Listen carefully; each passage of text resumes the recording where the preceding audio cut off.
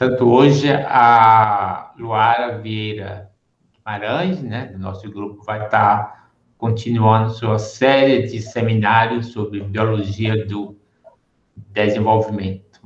Luara, você está com a palavra. Bom seminário. Obrigada. Boa tarde, gente. Então, como eu estava falando anteriormente, eu e o Matheus estamos estudando um capítulo sobre a expressão gênica diferencial. Eu já vou finalizar os conceitos que estão envolvidos nele. Bom, nessa parte do capítulo que eu li, começa falando que a regulação da expressão gênica não está limitada à transcrição diferencial do RNA. Mesmo se um determinado transcrito de RNA for sintetizado, não tem nenhuma garantia de que ele vai dar uma origem a uma proteína funcional na célula. Para que essa proteína se torne ativa dentro da célula, o RNA nuclear tem que ser processado em RNA mensageiro, e isso acontece por meio da remoção de introns. Eu já falei sobre introns e exons, que é um conceito que eu trabalhei no último seminário, mas mais na frente eu vou explicar de novo, para se alguém esqueceu e relembrar também. Além disso, o RNA nuclear tem que ser, depois de processado em RNA mensageiro, translocado para fora do núcleo para o citoplasma e também tem que passar pelo processo de tradução no aparelho de síntese proteica. Em alguns casos, mesmo com a proteína recém-sintetizada, ela não está pronta para ser utilizada pelo corpo e tem que ser modificada pós-traducionalmente para se tornar ativa. Nos eucariotos, existe ainda uma outra forma de regulação desse processo, que é o processamento diferencial do RNA. Ele acontece pelo splicing de precursores de RNA mensageiro em mensagens que especificam diferentes proteínas ao usarem diferentes combinações potenciais de exons. Como a gente pode ver na imagem, as partes em cinza são as que representam os introns, que são o que chamamos de partes não codificantes. E os exons são todas as partes coloridinhas. O processamento diferencial do RNA, que acontece por meio desse splicing, fala que um gene pode dar origem a uma família inteira de proteínas. Isso porque, por exemplo, na figura, tem dois tipos de RNA mensageiro diferentes feitos de um mesmo pedaço de RNA nuclear. Isso porque não foram utilizados os mesmos exons. O de baixo utilizou 4 dos 5 exons disponíveis e o de cima utilizou 3. Essas ligações em V é o que representa o splicing, que é a união de 2 exons e o desaparecimento do intron, que também vai ser explicado posteriormente. As proteínas que são codificadas por o mesmo gene e são diferentes, por exemplo, a proteína que vai ser formada por esse RNA mensageiro 1 e esse RNA mensageiro 2, elas vão ser isoformas de splicing de uma proteína. O splicing alternativo de RNA nuclear é um modo de produzir uma variedade de proteínas a partir de um mesmo gene. Nos vertebrados, esse processo acontece com a maioria dos RNAs nucleares. O reconhecimento de uma sequência de RNA nuclear como exon ou como intron é uma etapa crucial na regulação gênica. Isso porque o splicing alternativo do RNA só acontece nas sequências que sofreram um processo como introns, e isso pode acontecer de diversas maneiras. A maioria dos genes, eles contêm sequências contidas nas extremidades 5' e 3', que está no seminário do Matheus, que 5' e 3' era o sentido da vida. E tivemos uma discussão sobre essas posições. Essas sequências que ficam nas duas extremidades são os sítios de splicing do intron. Esse processo de splicing é mediado por complexos que são conhecidos como espliciosomos, e eles se ligam exatamente nesses sítios. E são estruturas que são constituídas por pequenos RNAs nucleares e por proteínas. E essas proteínas são chamadas de fatores de splicing, que ou se ligam diretamente na extremidade ou adjacente a elas. Uma sequência que é um exon em um determinado tipo celular pode ser um intron em outro determinado tipo celular. Isso não é uma coisa definida, depende do tipo celular que está analisando. O espliciossomo forma-se quando as proteínas que se acumulam no sítio de splicing 5' entram em contato com as do sítio de splicing 3'. E aí, quando essas extremidades se aproximam, o intron por elas delimitado é extraído e os dois exons são unidos, que é o que está sendo representado nesse esquema. Tem 2 introns, aí com o processo de splicing, os 3 exons são unidos. Em alguns casos, esse processo gera diferenças... Antes disso, aqui nessa imagem está representado 2 casos em que a remoção dos introns e diferentes sequências de exons formam diferentes tipos de proteínas e RNAs. Por exemplo, na parte A, está mostrando que a combinação de diferentes exons forma diferentes tipos de colágeno. E na parte B, está mostrando que a combinação de diferentes exons forma diferentes partes proteínas de partes específicas. Por exemplo, um forma membros do ectoderma e a outra mesoderma. Então, essa combinação ela é muito importante para a variedade tanto dos RNAs mensageiros que vão formar, consequentemente, as proteínas. Em alguns casos, esse processo de splicing ele gera diferenças mínimas, como mudança apenas na função das proteínas, mas também pode gerar diferenças muito bruscas, como que é o caso da BCLX. Ela tem 2 formas, que é a chamada BCLX grande, que é a que está BCLXL, e a BCLX pequena, que está escrito BCLXS na representação. E a BCLXL, ela inibe a morte celular programada, que é a que tem os 2 pedacinhos do exon 2. Já a BCLXS, que é a pequena, ela induz o processo de morte celular programada. E essas proteínas, elas têm uma característica que uma só representa o sítio de ligação 5', enquanto no exemplo D, uma só representa o sítio de ligação 3', que seria o da extremidade da direita. E essas proteínas, por exemplo, a BCLX grande é um fator para identificar tumor, porque nos tumores ela geralmente está em uma elevada taxa, por ela impedir a morte celular programada. Bom, outro aspecto importante é que na Drosophila existe um gene que chama DSCAM, que é o gene que até hoje foi datado que mais pode produzir proteínas. Isso porque ele possui 115 exons, que está representado na parte A da imagem. Esse gene é responsável por produzir uma proteína de adesão da membrana que impede que os dendritos de um mesmo neurônio se interajam entre si.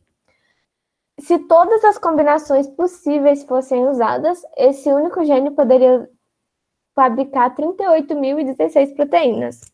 E em estudos que fizeram, eles viram que a maioria dessas proteínas realmente são produzidas pelo corpo. O RNA nuclear do DSCAM sofre splicing alternativo em neurônios diferentes e quando 2 dendritos do mesmo neurônio que expressa esse gene se tocam, eles se repelem. É o que está representado na imagem B, na imagem da esquerda, que são os dendritos com as ramificações. Essas ramificações são responsáveis por assegurar a sinapse axonodendrito, para que elas ocorram corretamente. Na imagem da direita, tem várias setinhas representando a falta de DSCAM e o que acontece. Os filamentos ficam juntos. Então, eles se encostam, o que prejudica a sinapse que ela aconteça da forma correta. Mesmo que a Drosophila possui 14 mil genes, esse único gene é capaz de codificar 3 vezes mais o número de proteínas, o que é extremamente importante. Aqui está falando sobre as sequências estimuladoras do splicing, que são os enhancer splicing. Elas atuam em cis, que é do mesmo lado do cromossomo, do que a proteína está, e geralmente elas estão próximas das extremidades, tanto 5' quanto 3'. Elas são chamadas assim de estimuladores de splicing por promoverem a montagem dos espliciosomos em sítios de clivagem de RNA. Essas sequências são reconhecidas por determinadas proteínas. A seleção dos exons, que ocorre não só pelaquela sequência consenso, que cada proteína tem uma específica, mas também pela ligação do espliciosomo com os elementos de sequência, que são reconhecidos pelos fatores reguladores. E os fatores reguladores podem interferir nessa sequência de ligação entre o espliciosomo. Alguns estimuladores de splicing são específicos para os tecidos. Por exemplo, os estimuladores de splicing músculo específico, que são identificados perto dos exons, que caracterizam as mensagens das células musculares. É o que está sendo representado nessa imagem. Na imagem A, mostra um intron, que é a parte cinza, que tem as bases nitrogenadas CIGTA-AGT. E quando uma dessas bases é alterada, que é o caso da imagem da direita, esse intron ele não é removido por completo e aí acaba ocasionando uma produção de uma proteína não funcional. E o que isso faz? Quando a pessoa tem essa proteína não funcional, que geralmente isso é relacionado a uma herança genética, essa mutação nessa base, ela tem um desenvolvimento anormal dos músculos. Isso porque as células musculares dela não têm um stop para divisão celular. Então, ela continua se dividindo, então os músculos continuam se desenvolvendo de uma forma absurda. Geralmente,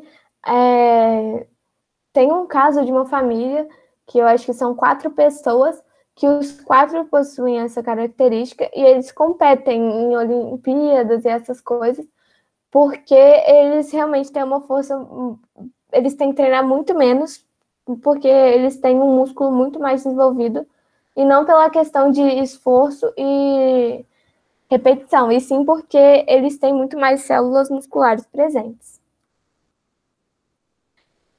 Bom, quando ocorre mutação no sítio de splicing, isso pode levar a fenótipos alternativos no desenvolvimento. Por exemplo, uma única alteração na base 5' do intron 2 no gene humano da beta-globina impede a ocorrência de splicing e origina um RNA mensageiro não funcional, o que faz com que não tenha produção das proteínas.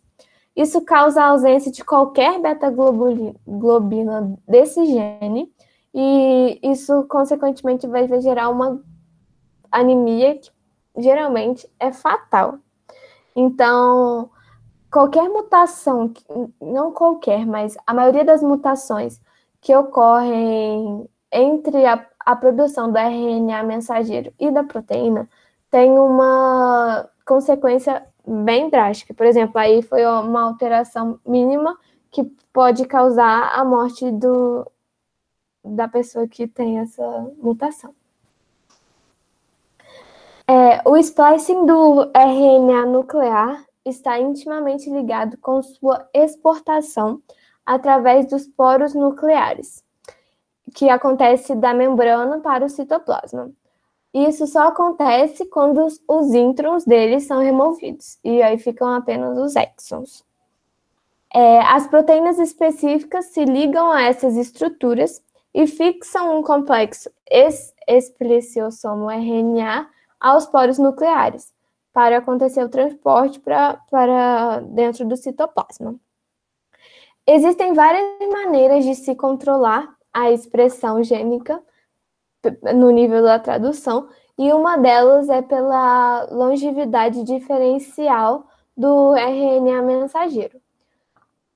Quanto mais um RNA mensageiro persistir, mais proteína pode ser produzida a partir dele. A estabilidade da mensagem que o RNA mensageiro transporta depende do comprimento da sua cauda poliar. E esse comprimento depende, em grande parte, das sequências que estão presentes na região 3' UTR, que permite caudas poliar mais longas do que as outras. Nesse experimento de troca nas 3' UTRs, esses pesquisadores descobriram que se essas 3' UTRs fossem trocadas, as semividas dos RNAs mensageiros seriam alteradas. As mensagens de longa vida decairiam rapidamente e as de vida curta permaneceriam por mais tempo. Um exemplo disso seria, por exemplo, quando está no período da amamentação, que o corpo possui um mecanismo que o RNA mensageiro da prolactina, em vez de durar 3 horas, ele passa a durar quase 2 dias. Outro processo de controle é os RNAs mensageiros de ovócito armazenados, que inibem a seletividade da tradução dos RNAs mensageiros. Isso porque existem RNAs mensageiros e proteínas que são produzidas a partir do genoma materno. E em muitas espécies, inclusive a Drosophila, a manutenção da velocidade e do padrão normal de divisão celular não requer nenhum DNA ou um núcleo, isso no desenvolvimento. Isso porque eles são controlados pela síntese proteica continuada a partir dos RNAs mensageiros armazenados da contribuição materna. É o que está sendo representado nessa imagem. Na imagem da esquerda, é representado o de azul está colorido o núcleo, que tem a contribuição materna. E aí, no começo, pode perceber que tem apenas 2 núcleos e ele vai sofrendo divisão, que nessa fase é a blástula, e aí forma 8 núcleos e depois formam inúmeros núcleos.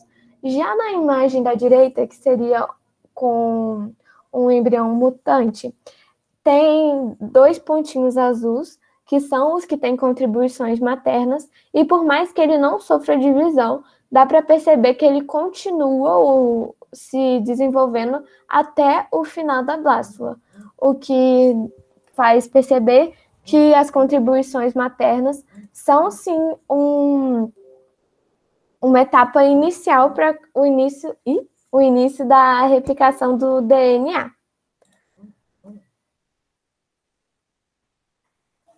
Outra forma, continuando falando dessa parte dos ovócitos armazenados, esses RNAs e proteínas maternas também são responsáveis por codificar proteínas que vão determinar os destinos celulares.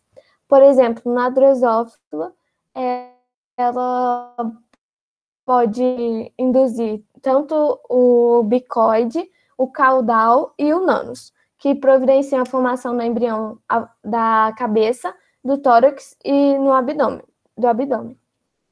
No ovócito de Drosophila, a proteína bicoide, que é a que está um esquema representado na imagem, inicia a formação da cabeça e do tórax. E ele pode atuar de 2 formas, tanto como fator de transcrição, ativando genes como o RUNC-BEC, que são os necessários para formar a região anterior da mosca, quanto o inibidor translacional dos genes, que é o que ele faz com a proteína caudal.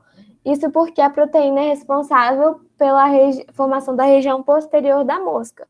Então, na parte anterior, não tem a expressão, o bicoide faz com que não tenha a expressão do caudal, para que não tenha problema na formação da cabeça. Esse esquema, ele, na verdade, é do capítulo mais à frente, que eu utilizei na minha apresentação de iniciação científica, de iniciação biotecnológica, mas ele representa que a proteína bicoide, independente do lugar em que ela é inserida, ela sempre vai fazer com que haja a formação de uma cabeça, ou um protótipo, porque no caso da introdução no meio do embrião e nas duas extremidades, como está representado no esquema, a mosca não é viável. Outra forma de controle da expressão gênica é a seletividade ribossomal. Isso porque as proteínas ribossomais não são as mesmas em todas as células, e algumas proteínas de ribossomos são necessárias para traduzir determinadas mensagens. Esses cientistas que estão citados mapearam um gene que causava inúmeras deformações no esqueleto axial de camundongos.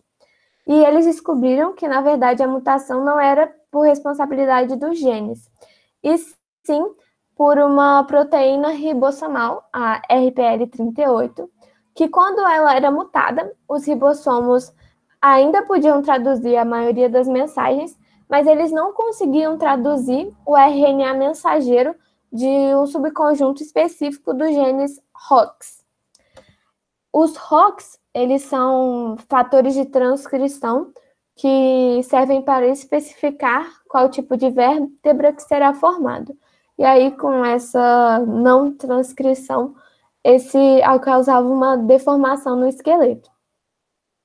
Sem a RPL38 funcional, as células vertebrais eram incapazes de formar o complexo de início, que eram os genes ROX corretos, e o esqueleto ficava deformado. Outra forma de controle também é pelos microRNAs. O RNA de Lin4 é considerado um fundador de um grande grupo de microRNAs. Com uma análise computacional que foi feita do genoma humano, fala que a gente tem mais ou menos 1000 losses de microRNA e que provavelmente modulam 50% dos genes codificadores para proteínas do nosso corpo. Os microRNAs são normalmente formados por 22 nucleotídeos e eles são feitos por meio de precursores mais longos. O processo pelo qual os microRNAs conseguem inibir a expressão de genes ao degradar o seu RNA mensageiro é chamado de RNA interferência. E a caracterização desse mecanismo foi o Prêmio Nobel em Fisiologia ou Medicina em 2006. As estruturas em forma de grampos dos microRNAs de dupla fita, que está sendo representado aí na imagem pelo esquema 1, são processadas por um conjunto de enzimas para gerar um microRNA de fita única, que é o que está sendo representado na parte da direita da imagem. E, para isso, ele é empacotado com uma série de proteínas para gerar um complexo silenciador induzido por RNA, que no inglês chama RISC. Nesse complexo mediador tem as proteínas da família Argonaute, e esses microRNAs eles podem atuar tanto como inibidores como ativadores na tradução. Por exemplo, o MIR1 e o MIR206, eles são abundantes nas células musculares, eles podem atuar em cima da miostatina, com alterações nas deleção de mensagens para a miostatina, aumentando o nível muscular, causando também um desenvolvimento acelerado e anormal dos músculos. E, além disso, esse controle de expressão de RNA, ele pode ser feito por vários fatores, mas principalmente o livro exalta 3. O local de expressão do RNA mensageiro é muito importante para a tradução. Por exemplo, na drosófila, a maioria dos RNAs mensageiros estão presentes no embrião, cerca de 70%, e eles ficam localizados em lugares específicos na célula. São 3 mecanismos principais para a localização desse RNA mensageiro. E o primeiro é a difusão e ancoragem local, que é o que acontece com os RNAs mensageiros, como os nanos, porque os nanos eles se difundem por todo o embrião, livremente no citoplasma. Mas quando eles se difundem para o polo posterior, que é onde eles se localizam, eles ficam retidos por meio de proteínas específicas que se localizam nessas regiões, que ativam o RNA mensageiro do nânus, permitindo que ele possa ser traduzido. Outro fator importante na localização do RNA mensageiro é a proteção localizada, que acontece, por exemplo, quando os RNAs mensageiros, como os que codificam para a proteína HSP83, que é uma proteína de choque térmico na drosófila, ela flutua também, igual o nânus, livremente no citoplasma. E ela também acumula-se no polo posterior, mas ela possui um mecanismo de fixação diferente. O RNA mensageiro dessa proteína, ele é degradado em todo o embrião. Mas no polo posterior, existem umas proteínas que protegem esse RNA e impede que ele seja destruído. Então, ele pode ser transcrito e feito o processo de produção de proteínas. E também existe o transporte ativo ao longo do citoesqueleto, que é provavelmente, eles falam que é provavelmente o mecanismo mais usado para a localização do RNA mensageiro. Isso porque é reconhecido a 3' UTR do RNA mensageiro por proteínas que podem ligar essas mensagens a outras proteínas, que são as proteínas motoras, que aí elas passam a se deslocar no citoesqueleto até o destino final, que é o que está representado no esquema. Geralmente, essas proteínas motoras são as ATPases, como as gineínas e as cinesinas, que usam o ATP para fazer da sua força motriz. E com isso, elas conseguem pegar, por exemplo, ali o bicoide do RNA mensageiro e transportar de um lado do embrião a outro polo, por exemplo. É isso que fala nessa parte desse capítulo. A maioria das imagens foi tirada do próprio livro, esquemas, e alguns conceitos eu só tive que pesquisar, tipo, definição de expressiossomo. Mas de resto, eu peguei tudo do livro mesmo. Ok, Luara, muito obrigado pelo seu seminário. Agora eu vou interromper a gravação, quando a gente vai, então, iniciar as perguntas.